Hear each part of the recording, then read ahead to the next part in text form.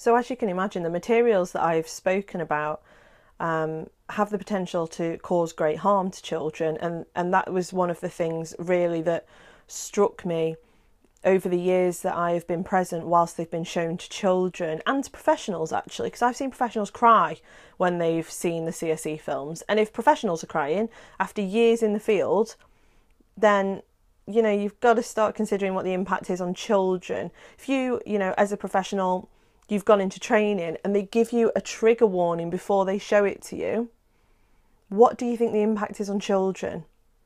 If you know that before they show these materials on TV, they have to give a warning, and then afterwards they are supposed to, for good practice, give helplines and a bit of a debrief afterwards,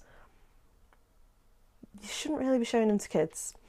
So there are a number of issues that I have with the harm that potentially we are doing to children, and I know that we don't mean it.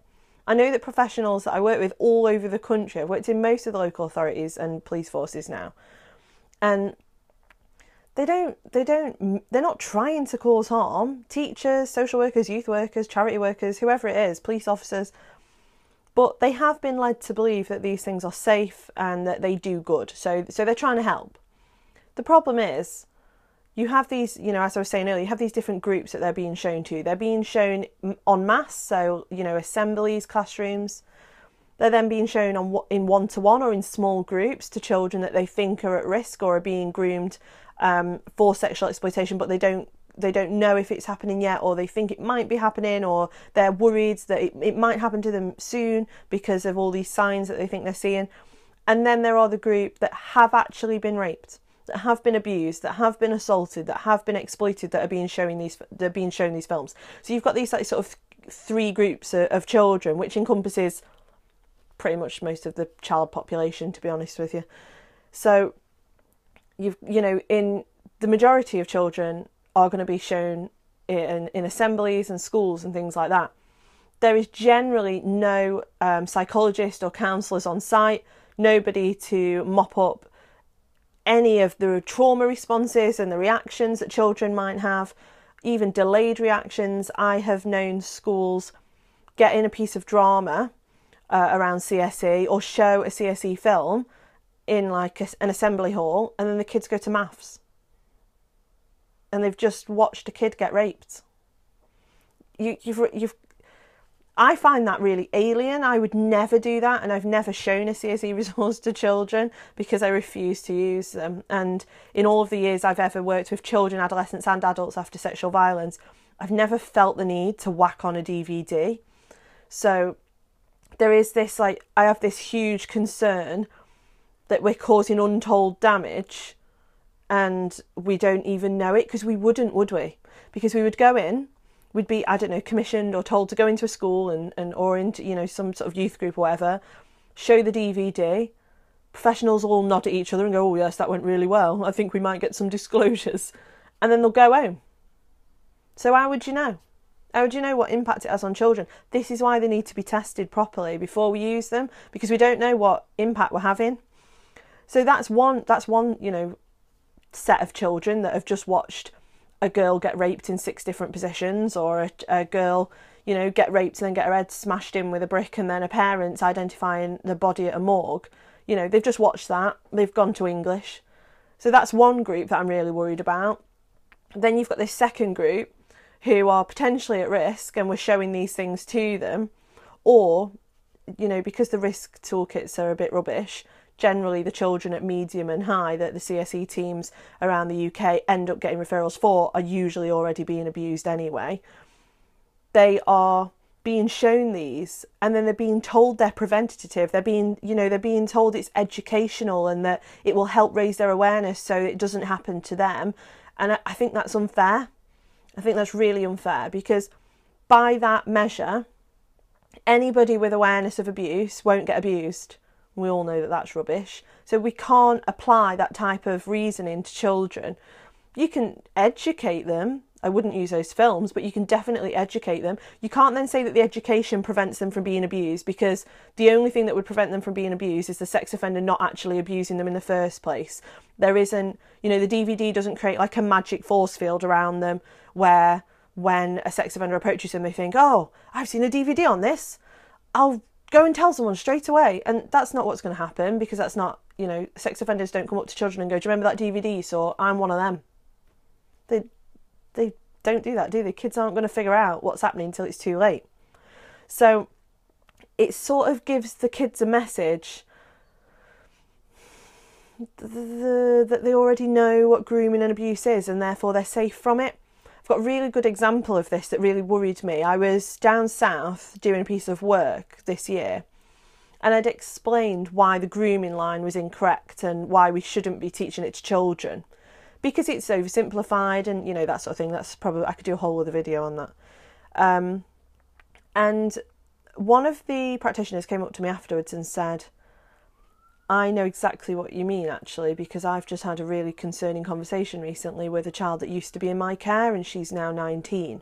I bumped into her in town, and I had taught her the grooming line repeatedly while she was, you know, after sexual exploitation and while she was going missing and things like that. And she said, you know, she's now 19. I bumped into her, and we were sort of like chatting, and I was really pleased to see her. And then she was telling me about this new boyfriend, and alarm bells started ringing for me, and I thought, oh God, this doesn't sound good.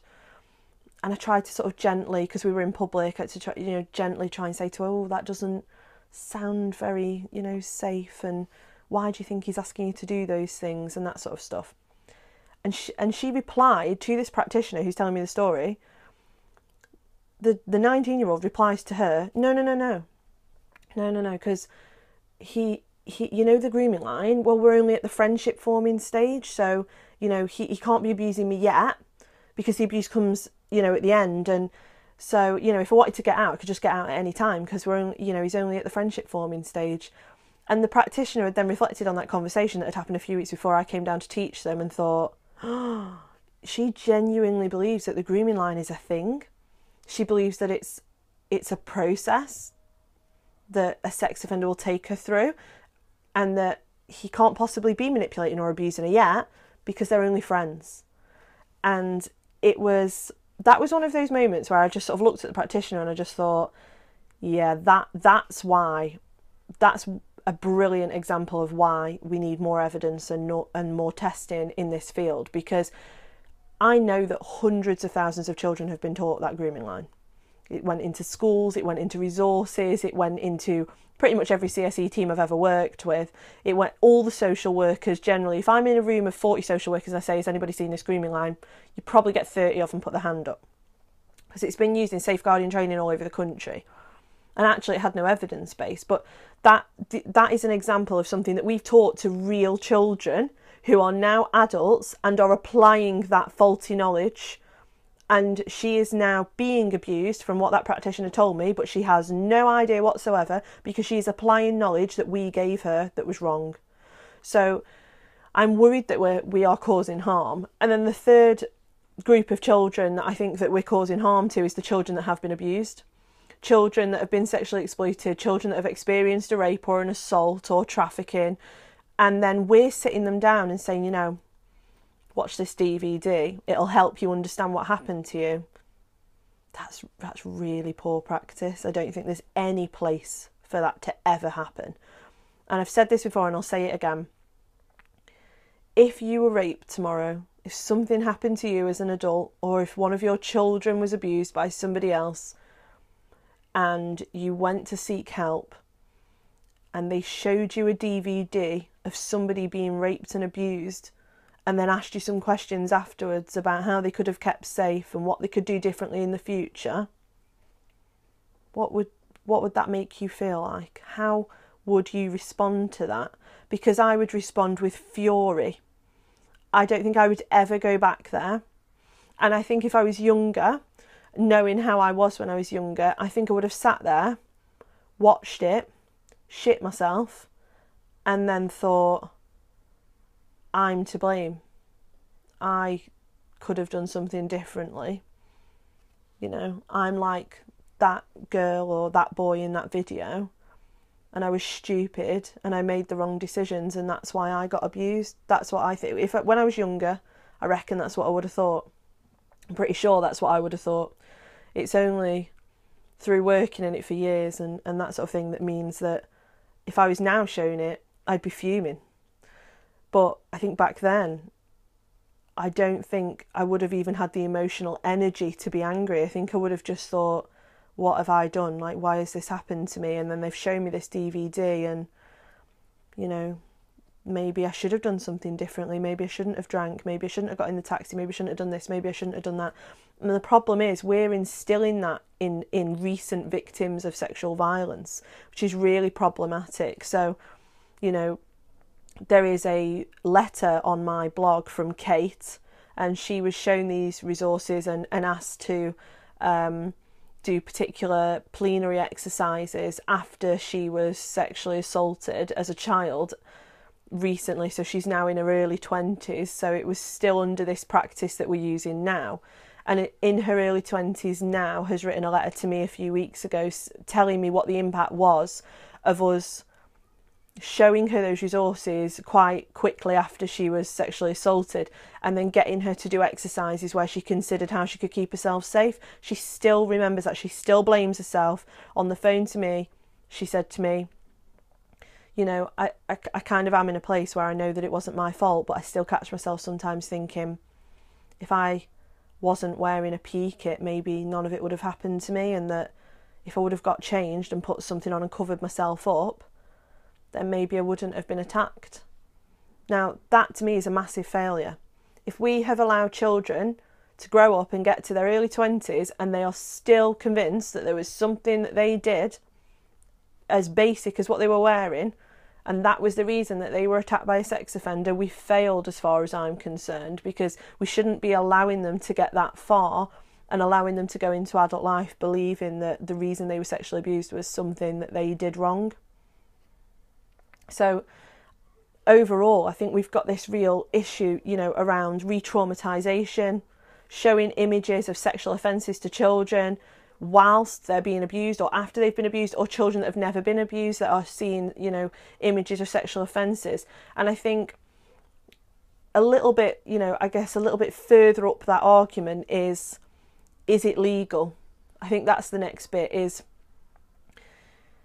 it legal and is it right, morally, ethically, to show children scenes, even though they're acted, even though, you know, they're actors and it's all been made by charities and NGOs and companies and stuff, is it right to show them a film where a child gets raped when, if someone else was to do that,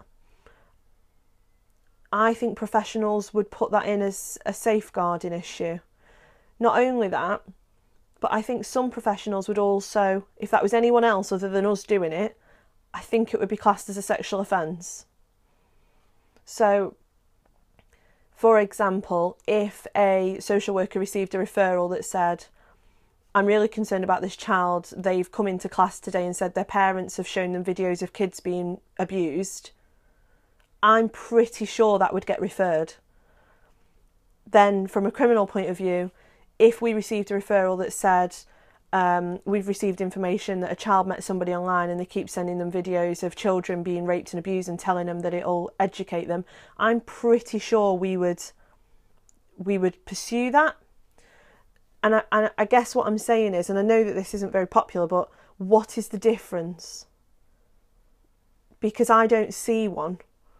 I don't see a difference between someone like me or a frontline practitioner sitting a kid down and saying, watch this DVD where this girl gets drugged, intoxicated, raped, trafficked, and then repeatedly raped, because it will protect you, and someone else doing that, and then us investigating them for that. I feel like we're on really dodgy ground.